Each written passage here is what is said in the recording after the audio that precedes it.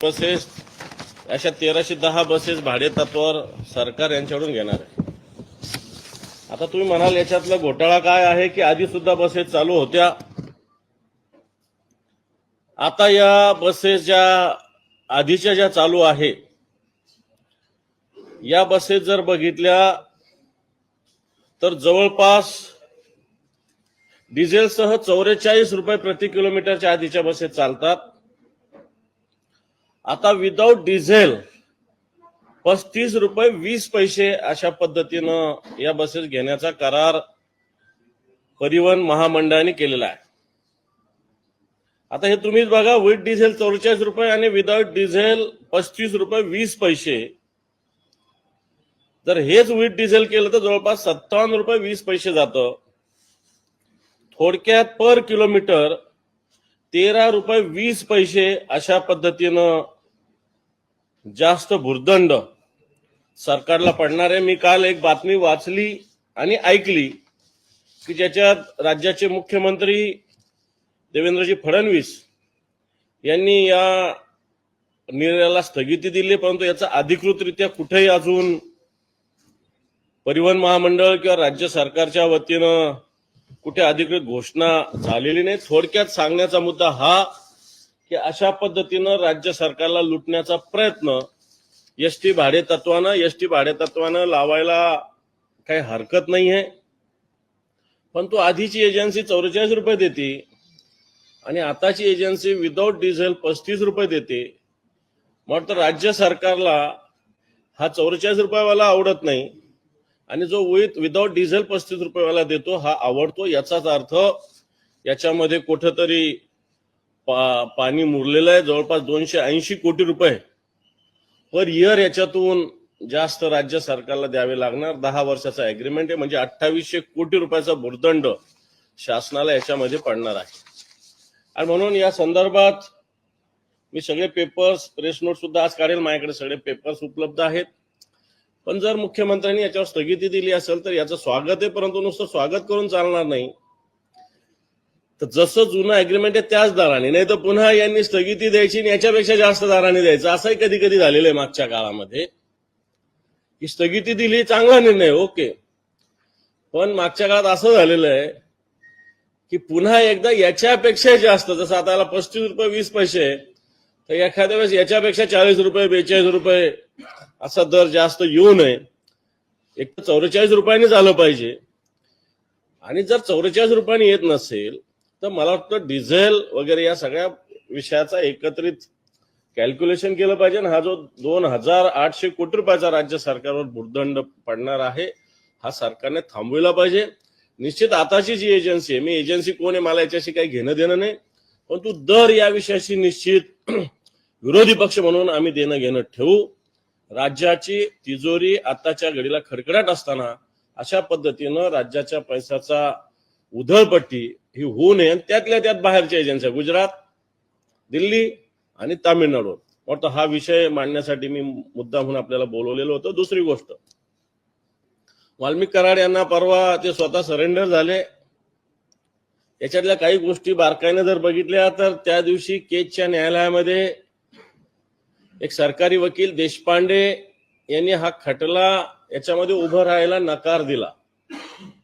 हा कोणत्या कारणाने नकार दिला याची सुद्धा चौकशी झाली पाहिजे. भीतीमुळे दिला की काही तत्वनिष्ठ वकील आहेत देशपांडे साहेब, त्याच्यामुळे त्यांना या खटल्यात उतरावं वाटलं नाही, परंतु ते गव्हर्नमेंट प्लीडर आहे त्याच्यामुळे त्यांनी उतरायला पाहिजे होतं. परंतु याची खातरजमा केली पाहिजे सरकारने की या सगळ्या याच्यात यांनी नकार का दिला. दुसरी गोष्ट, SIT 2 लागलेल्या आहेत. याच्यातले अधिकारी मेजॉरिटीनं बीडचे आहेत. केजच्या कोर्टात ज्या केजचं पोलीस स्टेशन यांच्यावर गुन्हा दाखल करायला तयार नव्हतं, जे पोलीस स्टेशन यांच्या इशाऱ्यावर नसतं, वाटतं त्या ठिकाणचे लोक, त्या ठिकाणची CID, त्या ठिकाणची SIT, जर अधिकाऱ्यांचं नाव मी आज बघितलं, वाचलं सगळं, तर याच्यामध्ये मेजॉरिटी लोक बीडचे. माझं याच्यातलं स्पष्ट मत असं आहे की याच्यामध्ये राज्याचा एखादा वरिष्ठ अधिकारी याच्यामध्ये असला पाहिजे, एक स्वतंत्र टीम राज्याची त्याच्यामध्ये असली पाहिजे. आणि हा खटला केजच्या ऐवजी बीड जिल्हा सोडून मग संभाजीनगर असेल, पुणे असेल, नगर असेल, इतरत्र चालवला पाहिजे. कारण ज्या ठिकाणचे पोलीसच आरोपी बरोबर बसतात उठतात, ज्या ठिकाणचे पोलीस तपास करायला तयार नाही, आणि अशाच पोलिसांकडे पुन्हा एकदा तपास दिला तर मला वाटतं हे सगळं काही स्टोरी रायटिंग व्यवस्थित केलेली आहे, एका फ्रेम मध्ये बसवलेली आहे. काही दिवस जाऊ द्यायचं, नंतर काही दिवसानं पुन्हा एकदा आरोपीला बाहेर काढायचं, अशा प्रकारची स्टोरी तयार केलेली काय, अशा प्रकारची शंका सुद्धा ओव्हरऑल सगळ्या आरोपीच्या बॉडी लँग्वेजवरून लक्षात येते. अजूनही मोबाईल जप्त केला, या मोबाईलमध्ये काय काय आहे, कोणाकोणाचे फोन आले, कोणाकोणाचं सीडीआर रेकॉर्ड अजूनही पोलिसांनी सीआयडीने जाहीर केलं नाही. मला वाटतं हे जाहीर करायला पाहिजे. कोणी म्हणेल मी या खटल्यामध्ये नाही, मी याच्यामध्ये नाहीये, परंतु प्रत्यक्ष अप्रत्यक्ष पाठिंबा सपोर्ट असणारा, सहभागी असणारा सुद्धा या खटल्याचा आरोपी होऊ शकतो, नव्हे तो झालाच पाहिजे. आणि म्हणून या सगळ्या आरोपींचे मोबाईल जप्त झाले, याच्यामधले व्हिडिओज काय आहे, यांना कोणाकोणाचे फोन आले, कारण 3 तासाचा काळ मधला आहे, या 3 तासाच्या काळामध्ये काय काय झालं हे सगळ्यात महत्वाचं आहे. हे लवकरात लवकर बाहेर येण्याची सुद्धा आवश्यकता आहे.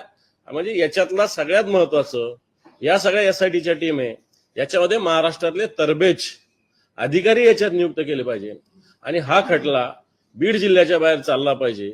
आणि देशपांडे जे तिथले गव्हर्नमेंट लीडर आहे, त्यांनी खटला चालवण्यास का नकार दिला याची सुद्धा माहिती घेतली पाहिजे. अशा प्रकारची सुद्धा मागणी मी राज्य सरकारला करेन.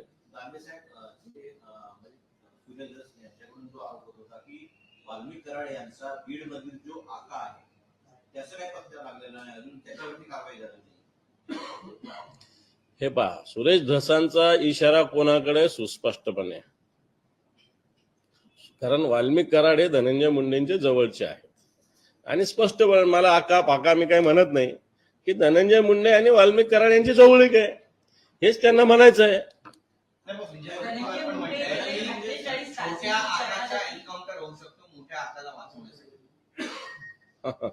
पोलिसांनी याची या अशा सगळ्या वक्तव्याची दखल घेतली पाहिजे. कारण मला तरी ही लुटूपुटूची लढाई वाटू लागलेली अटकेनंतर स्वतःहून 14 दिवस.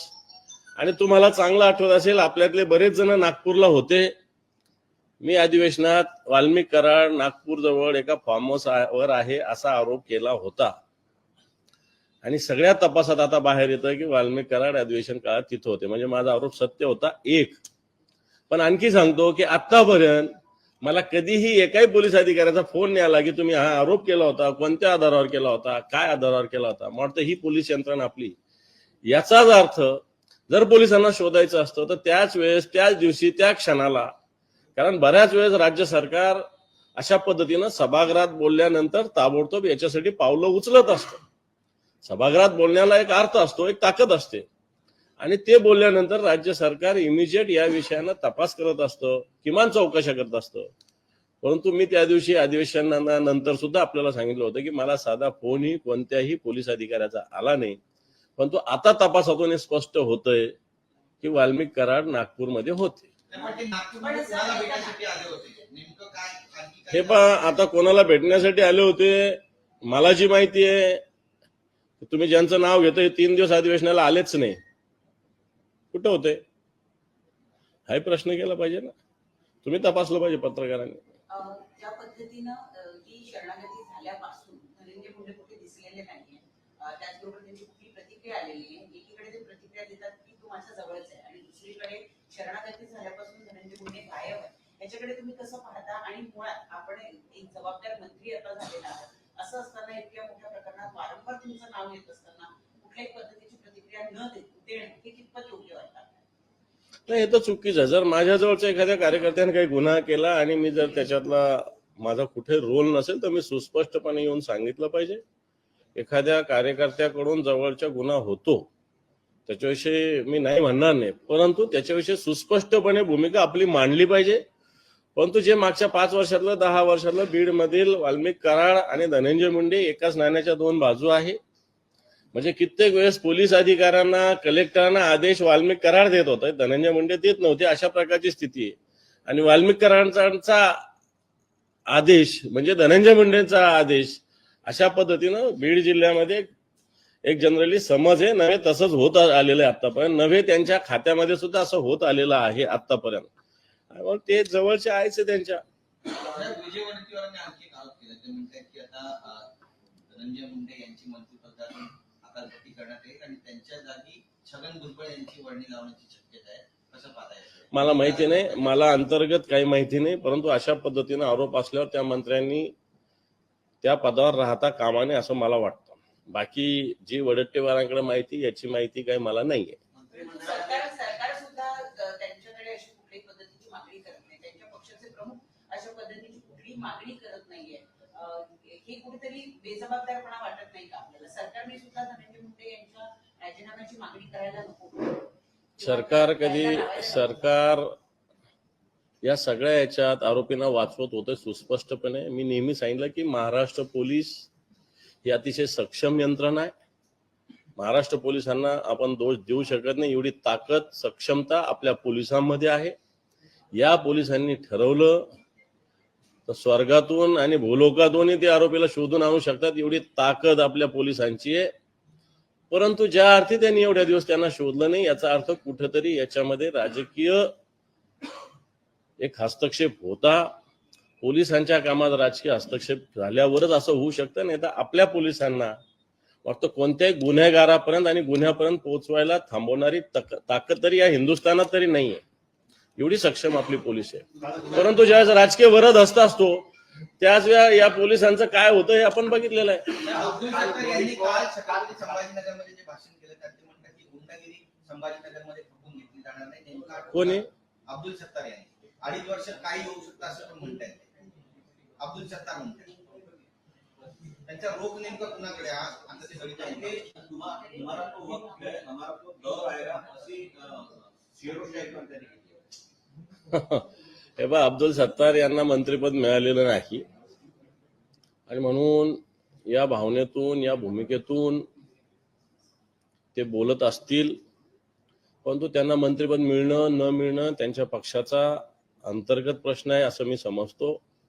त्यामुळे उनका वक्त आएगा की दौर आएगा याच्याशी मला काही माहिती नाही. तुमचे एक मित्र पक्ष म्हणजे अजित पवार यांच्या मातोश्रीने काल विठुरायाला साकडं घातलेले की दोन्ही पवार एकत्रित असं जर झालं, दुसरीकडे प्रफुल्ल पटेल सुद्धा म्हणतात की शरद पवार हे आमचं दैवत आहे, असं जर झालं तर महाविकास आघाडीला एक मोठा फटका नाही का? आमचे मित्र पक्ष कोण? शरद पवार. हा, तुम्ही अजित पवार म्हटले. अजित पवार यांच्या मातोश्रींनी असं म्हटलंय हे पहा, पवार एकत्रित आहे. त्या मातोश्री आहेत, मातोश्रींच्या एक भावना वेगळ्या असतात. त्यांना राजकारणाशी काही देणं घेणं नसतं. एक कुटुंब म्हणून कोणत्याही आईची ही भूमिका असते, मला वाटतं ती त्यांनी व्यक्त केली असावी. त्याच्यामुळं त्याच्यात आम्ही राजकारण पाहावं किंवा टाकावं असं मला वाटत नाही. रोहित पवारांनी एक ट्विट केलेलं आहे की पोलीस स्टेशन मध्ये पलंग, गाद्या, उशा कशासाठी आणल्या?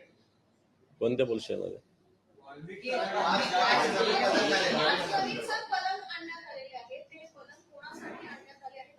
जर पोलीस स्टेशनला घ्यायचं होतं, महाराष्ट्रातल्या इतर पोलीस स्टेशनला काय नाहीये?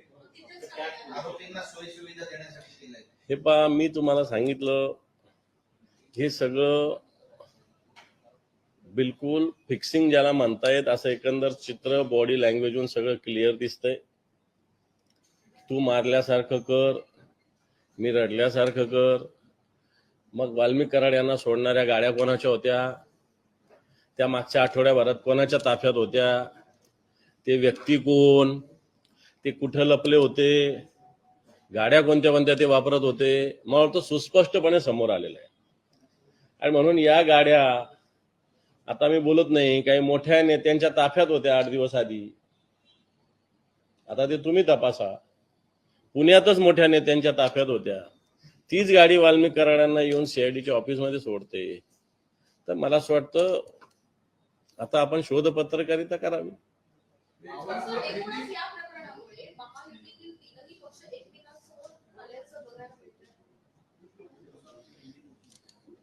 तीन पक्ष एकमेकांसमोर आले नाही आले मला माहिती नाही, पण सरकार निश्चित या प्रकरणात बोटचेपी भूमिका घेतंय असं माझं स्पष्ट मत आहे.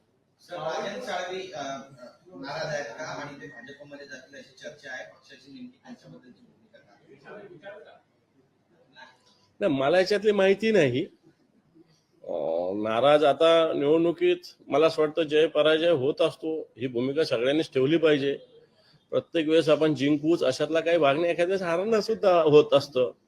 जय पराजय एकाच नाण्याच्या दोन बाजू मला वाटतं तशा पद्धतीनं सगळ्यांनी घेतल्या पाहिजे आणि येणाऱ्या काळात जय मिळवण्यासाठी कामाला लागलं पाहिजे, असं माझं एक शिवसैनिक म्हणून स्पष्ट भूमिका आहे आणि मला असंच वाटतं. पक्षाचे 9 नगरसेवक पुण्यातले हे आज भाजपमध्ये प्रवेश करतात. हा एक मोठा फटका नाहीये का? हे पहा, आता तर नगरसेवक कोणीच नाही या राज्यामध्ये, सगळे माजी नगरसेवक आहे. आणि मग वेगवेगळे प्रलोभन वेगवेगळ्या गोष्टीमुळे कोणी जात असेल तर त्याला आम्ही रोखू शकत नाही. परंतु जनता जनार्दन निश्चित शिवसेना प्रमुख बाळासाहेब ठाकरे, मान्य उद्धवजी ठाकरे, ठीक एका निवडणूक आमचा पराभव झाला आणि पराभव काही राजकीय कार्यकर्त्याला नवीन असतो अशातला भाग नाही. तुम्ही पुन्हा राजकीय कार्यकर्त्याच्या ओव्हरऑल राजकीय कारकिर्दीमध्ये पराभव सुद्धा असतोच आणि तो आपण स्पोर्ट्स म्हणजे खिलाडू वृत्तीनं स्वीकारावा असं मला वाटतं. एखादा पराभव झाला म्हणून पक्ष बदलणं मला वाटतं काही दुसऱ्या अडचणीमुळे बदलत असेल कोणी तर मी समजू शकतो, पण पराभव म्हणून बदलावं नाही असं मला वाटतं. पुन्हा एकदा अशी बातमी येते की तुम्ही शिंदे गटाकडे आकर्षित झालेले वृत्तपत्रामध्ये. मी बोललोच नसतो, इथं पत्रकार परिषद घेतली नव्हती. मला असं वाटतं खोट्या अफवा काही वर्तमानपत्रांना आमच्या संभाजीनगरातल्या अशा पद्धतीनं पेरल्या जातात. मी शिवसेना प्रमुख मान्य बाळासाहेब ठाकरे, मान्य उद्धवजी ठाकरे यांच्या नेतृत्वाला मानणारा शिवसैनिक आहे, विचाराला मानणारा शिवसैनिक आहे. मी सांगितलं मी एक राजकीय कार्यकर्ता आहे, एक सामाजिक कार्यकर्ता आहे. निवडणुकीत यश अपयश या एकाच नाण्याच्या दोन बाजू आहे. जसं यश बऱ्याच वेळेस मिळवलं तसं अपयश एखाद्या वेळेस पचवावं लागतं. मला वाटतं ते राजकीय कार्यकर्त्यांनी पचवावं, त्याच्यातच परिपक्वता दिसते. आणि ते जर पचवता नाही आले तर तो कार्यकर्ता नाही, तो संधी साधू कार्यकर्ता होऊ शकतो.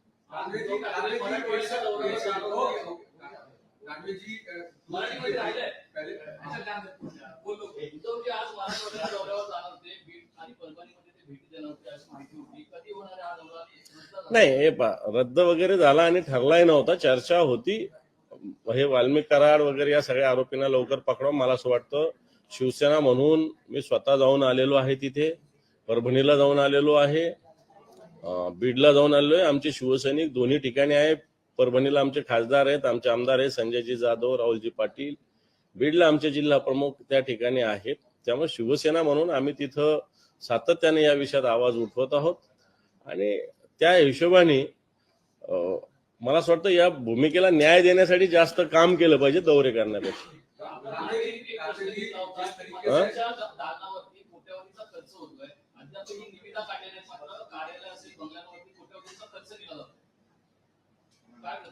माझं त्याच्या पुढे जाऊन म्हणणं आहे की अजून 8-9 मंत्री मंत्रालयात फिरकलेलेच नाहीये.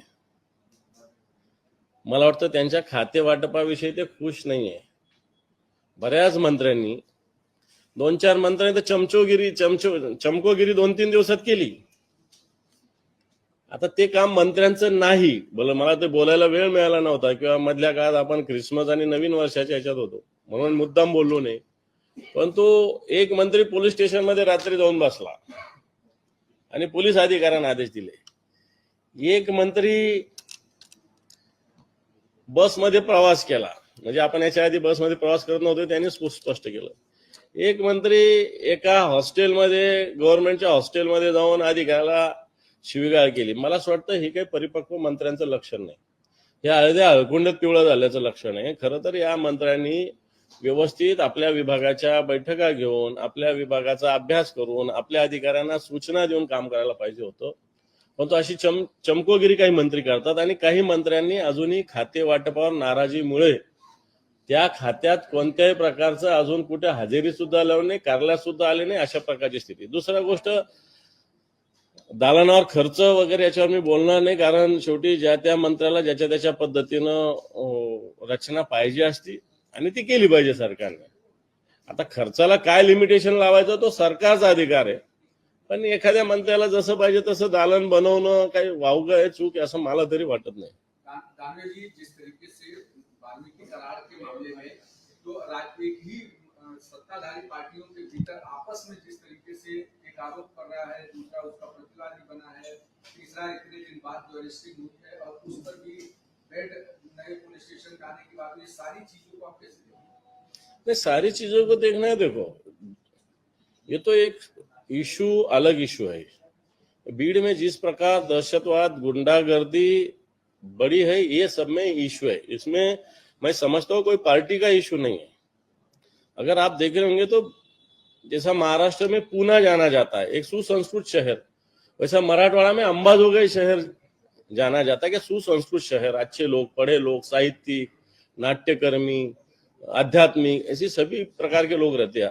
अब उनको सुरक्षित नहीं लग रहा है, तो ये इशू पॉलिटिकल नहीं लेते हुए ये एक सोशल इशू है, दहशतवाद का इशू है। लेकिन भीड़ में जिस प्रकार सुरेश धस जी ने धनंजय मुंडे और पंकजा मुंडे इन पे आरोप किया है, तो उन्होंने उनके सीएम को जाके बोलना चाहिए था ये सब बातें।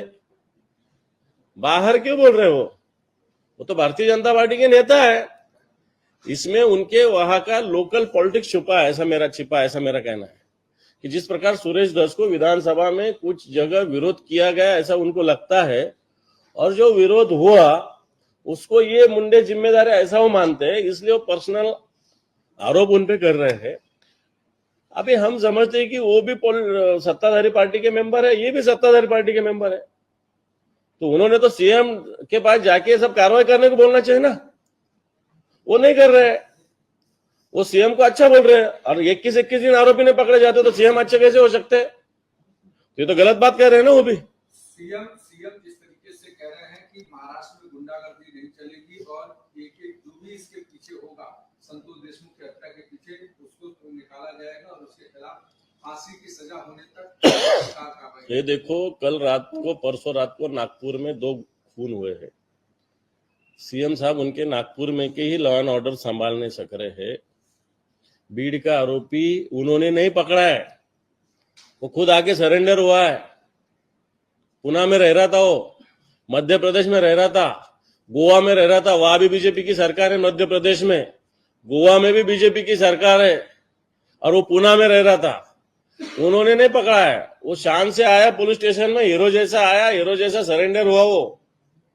वो कुछ क्रिमिनल जैसा नहीं है जो बोल रहे थे ना, मुस्काम बांधू नानू, कुछ नहीं किया सरकार ने वैसा। अजित पवार की माताश्री ने कहा है कि अजित पवार और शरद पवार साथ में आए, और प्रफुल्ल पटेल का बयान आया कि हमारे लिए शरद पवार देवता जैसे हैं। किस तरह से देखते हैं आप ये? आपको कितना नुकसान हो सकता है इससे अगर दोनों का कोरिलेशन होता है? ये देखो, अभी होता है, ये किसने सोचा है, ये आपकी मनगढ़ंत बातें हैं, लेकिन एक माँ की भावना इस एंगल से उसको लेना चाहिए, उसमें राजनीति नहीं लाना चाहिए, ये मैं समझता हूँ। और रही प्रफुल्ल पटेल की बात, तो वो तो संधि साधु है, बात उधर की करने की और उनके पार्टी का अध्यक्ष दूसरे को बनाने का, ऐसा वो करते। इधर शरद पवार को भी वही सपोर्टर और उधर अजित पवार, ये तो दोहरी राजनीति हुई।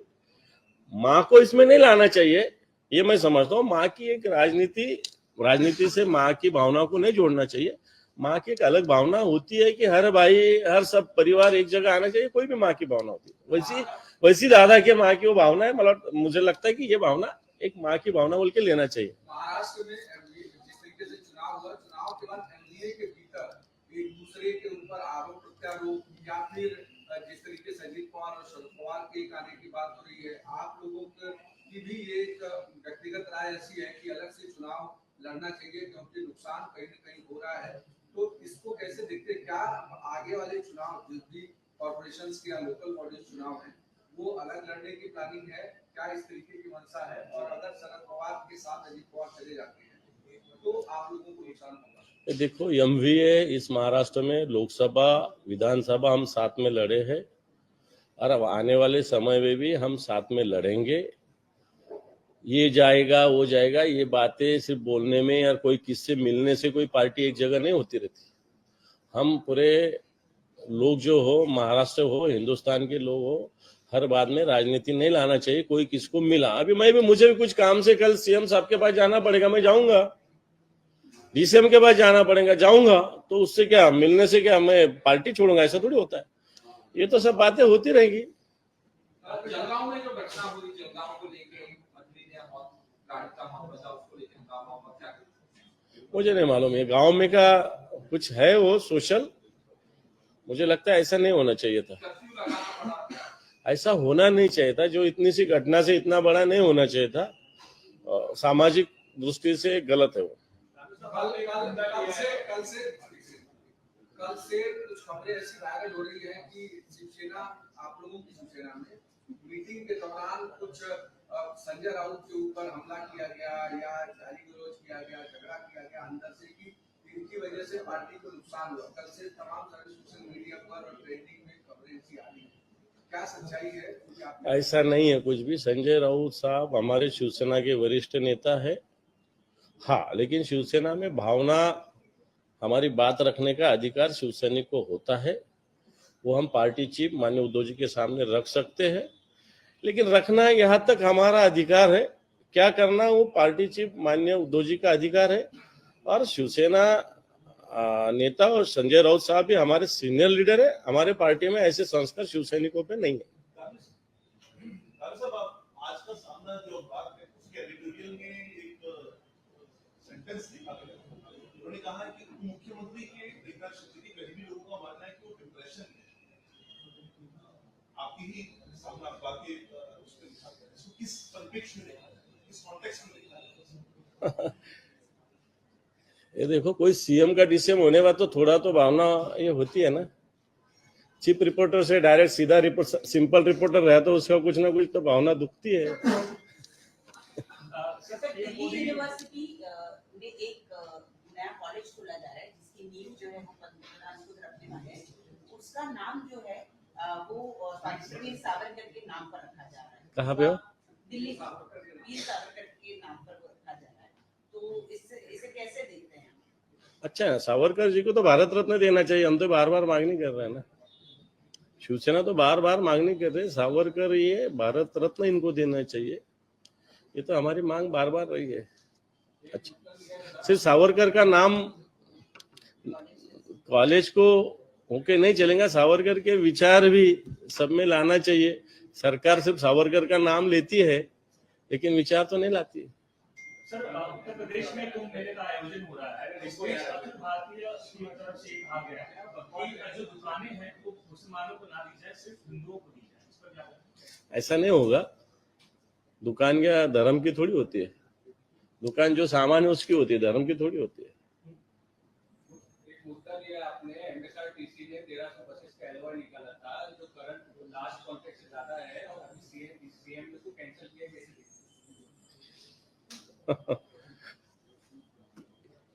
मैंने बताया ना अभी सब, उसके लिए तो प्रेस रखी थी मैंने। ये देखो, वो जो एमएसआरटीसी है, एमएसआरटीसी उनकी जो प्राइवेट बस चलती थी, अभी नए प्राइवेट बस 1310 देने का जो एग्रीमेंट होने जा रहा था, इसका रेट था विदाउट डीजल 35 रुपए 20 पैसे, और उसके पहले जो बस चलती है उसका रेट है 44 रुपए 38 पैसे जो विथ डीजल है। तो हमारा मानना ऐसा है कि इसमें कम से कम 15 रुपए 70 पैसे ज्यादा नए एग्रीमेंट में हम दे रहे हैं। 10 साल का एग्रीमेंट है, हर साल 280 करोड़ का इसमें भ्रष्टाचार होगा, 10 साल में 2800 करोड़ रुपए स्टेट के इसमें नुकसान होगा। इसलिए जो पहला रेट है उसमें थोड़ा बहुत बढ़ा, आधा, 50 एक पैसा 1000 रुपए तो हम समझ सकते हैं, लेकिन 15 रुपए 70 पैसे बढ़ाना 1310 बस में, ये भ्रष्टाचार का एग्रीमेंट हो रहा था। सीएम साहब ने शायद इसको स्टे दिया है, नहीं दिया तो वो देना चाहिए, ये भूमिका हमारी रहेगी, क्योंकि इससे 2800 रुपए सरकार नुकसान में जाएगी।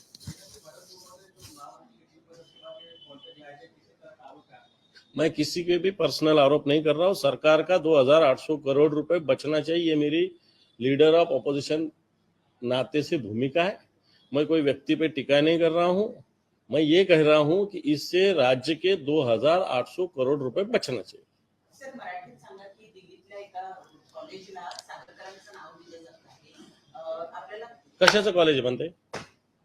नाही, दिल्ली विद्यापीठाच्या वतीनं नाही, काही हरकत नाही ना, स्वातंत्र्यवीर विनायक दामोदर सावरकरांचं नाव एखाद्या महाविद्यालयात देणं काही चुकीचं आहे असं मला वाटत नाही। स्वातंत्र्यवीर विनायक दामोदर सावरकरांना भारतरत्न द्यावा ही भूमिका आम्ही तरी मांडलेली आहे, वारंवार आम्ही मांडलेली आहे, परंतु सावरकरांचा विचार, सावरकरांचा विज्ञानवादी विचार, साहित्यिक विचार, देशभक्तीचा विचार आज पंतप्रधान मी काय पंतप्रधानांवर टीका करणं योग्य नाही होणार माझ्याकडून, परंतु मला असं वाटतं सावरकरांच्या नावाने फक्त महाविद्यालय होऊ नये तर सावरकरांच्या विचाराचं सुद्धा अंमलबजावणी सरकारने करावी.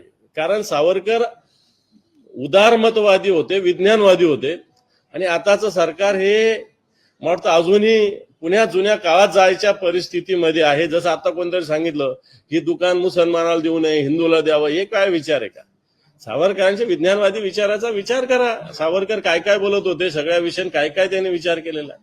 त्यानुसार भाजपच्या एका माजी नगरसेवकानं मुंबई महानगरपालिकेच्या अधिकाऱ्यांच्या विरोधात लाचलुचपत विभागामध्ये तक्रार केलेली आहे. त्यांचं म्हणणं आहे की ज्या कंपनीला दंड ठोठावण्यात आला होता 65 कोटी रुपयांचा, त्यांच्याकडनं दंड ठोठावण्यात आलेला नाही आणि सिमेंट कॉन्क्रीटच्या रस्त्याचं कंत्राट एकनाथ शिंदे हे युटी मिनिस्टर असताना दिले गेलेले होते, ते अजूनही पूर्ण करण्यात आलेले नाही. 6 महिने होऊन गेले, दुसराच कंत्राटदार आले, त्यानेही काम केलं. हे पहा, हे माननीय आदित्यजी ठाकरे साहेब शिवसेना नेते यांनी वारंवार सांगितलेलं आहे. रस्ते, मुंबईतील रस्ते याचं जे सिमेंटीकरण करण्यात येणार होतं, हे ज्यावेळेस 3 वर्षापूर्वी सांगितलं की 6 महिन्यात काम होईल, आज 3 वर्ष झाले, 25% सुद्धा काम पूर्ण नाही. ही एजन्सी बदल, ती एजन्सी बदल, नवीन कॉन्ट्रॅक्ट दे, याच्यामध्ये सरकार या गुत्तेदारीमध्ये, कॉन्ट्रॅक्टच्या राजकारणामध्ये आणि टक्केवारीमध्ये अडकलेलं आहे. आणि त्याच्यात जर एखाद्या भारतीय जनता पार्टीच्या जागरूक नगरसेवकांनी तक्रार केली असेल तर त्यात काय वावगं मानायचं काही कारण नाही. अनेक भारतीय जनता पार्टीच्या नगरसेवकांच्या अशा तक्रारी आहेत. परंतु ही अँटी करप्शन ब्युरोला तक्रार केलेली आहे, लाचलुचपत प्रतिबंधक विभागाला तक्रार केलेली आहे. चौकशी करावी लाचलुचपत प्रतिबंधक विभागाने. आता ज्यांनी तक्रार केली त्यांनी गृहमंत्र्याला भेटून लवकर चौकशी करायला सांगावं, एवढंच माझं म्हणणं आहे. चला, थँक्यू.